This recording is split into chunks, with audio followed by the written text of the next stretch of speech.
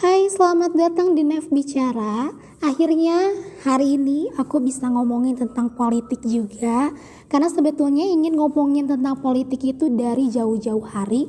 Tapi gak apa-apa, baru kesampaian hari ini. Ini menjadi hal yang baik atau menjadi hari yang baik untuk kita bahas. Karena hari ini aku mau bahas satu hal aja sih dari sekian ribu isu politik yang ada di Indonesia. Karena sekarang ini kita akan menuju Pilkada 2020. Jadi kita akan bahas tentang Pilkada 2020.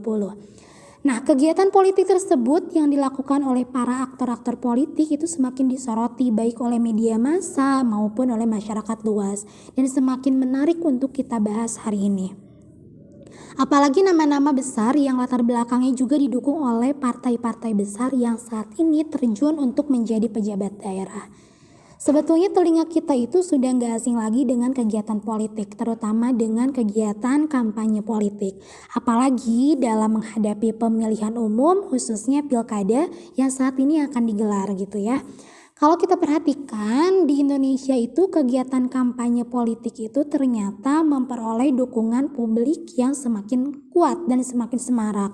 Salah satunya muncul berbagai relawan-relawan yang siap siaga mendukung calon-calon pejabat daerahnya agar bisa disosialisasikan atau dikenal. Kemudian semakin dekat dengan rakyat dan bahkan hasil akhirnya tujuan akhirnya adalah untuk memenangkan pilkada.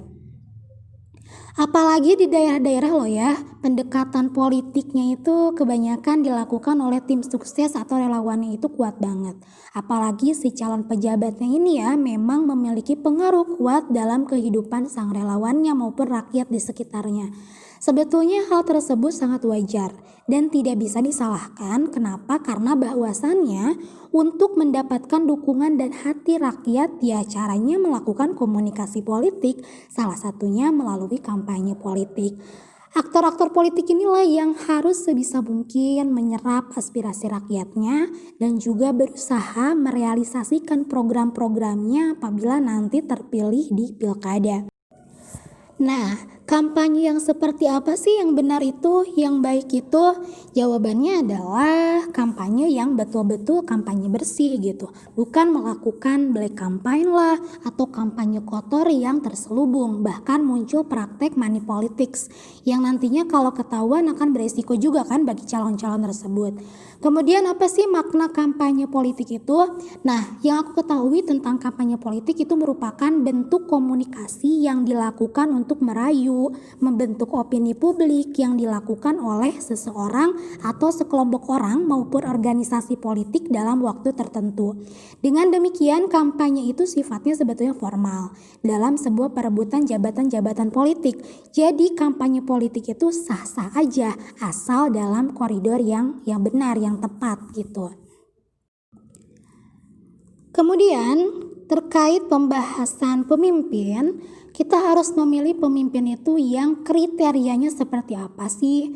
Nah, tentunya kita harus memilih pemimpin yang memiliki integritas tinggi, berkualitas, dan mampu bertanggung jawab atas kedudukannya nanti. Keadaan tersebut tentunya menjadi dilema bagi kita sebagai rakyat dalam menentukan setiap calon pemimpin daerah yang akan dipilihnya. Terlepas dari semua itu, muncul pertanyaan juga, apakah dalam pilkada ini diperlukan pengawalan atau pengawasan? Jawabannya tentu. Salah satunya bentuk kawal pilkada yang harus melibatkan para generasi muda atau para pemuda Indonesia. Lalu kenapa nih pemuda Indonesia ini perlu mengawal pilkada?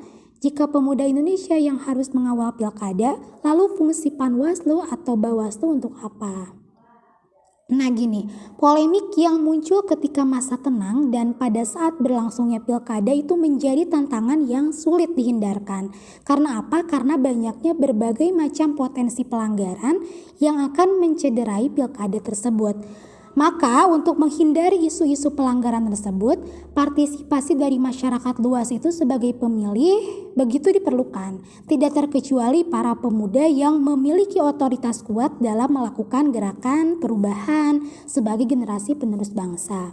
Ketika isu pilkada mencuat ke hadapan publik karena rentan terjadinya unsur-unsur pelanggaran, disinilah tugas para pemuda itu untuk membantu Panwaslu dan Bawaslu dalam menyelidiki berbagai kecurangan yang terjadi.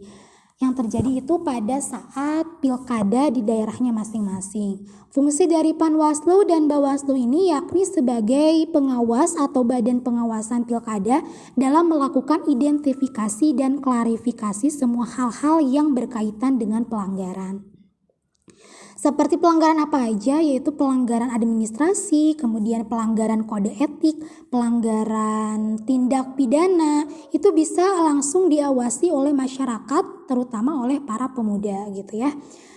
Selanjutnya, hal tersebut juga dapat dilakukan dengan cara memantau pelaksanaan pilkada apakah sudah sesuai dengan peraturan perundang-undangan, yaitu Undang-Undang Nomor 8 Tahun 2015 Pasal 134 tentang pemilihan gubernur, bupati, dan wali kota, mencegah terjadinya pelanggaran seperti money politics, kemudian serangan fajar, intimidasi, atau pemaksaan untuk memilih calon tertentu, dan bahkan kecurangan saat di TPS. Setelah itu, melaporkan atau menginformasikan dugaan-dugaan pelanggaran pilkada tersebut kepada Panwaslu dan juga Bawaslu yang nantinya akan diproses secara lanjut.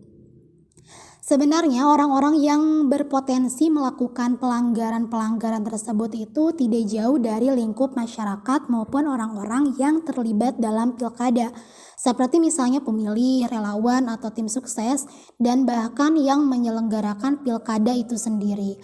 Kegiatan kawal pilkada yang dilakukan oleh para pemuda ini akan menjadi manfaat yang sangat luar biasa dalam mencegah pelanggaran-pelanggaran pilkada.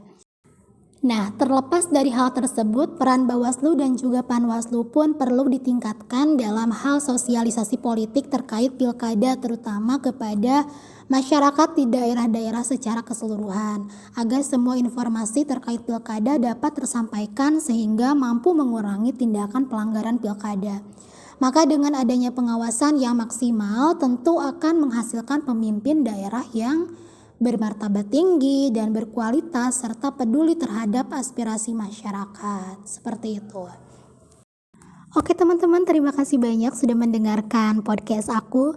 Jadi jangan lupa untuk mendengarkan episode-episode selanjutnya terkait isu-isu politik yang bakal aku bahas. Jadi jangan pernah bosan dengan suara aku dan terus dengarkan. Dan sampai jumpa. Bye.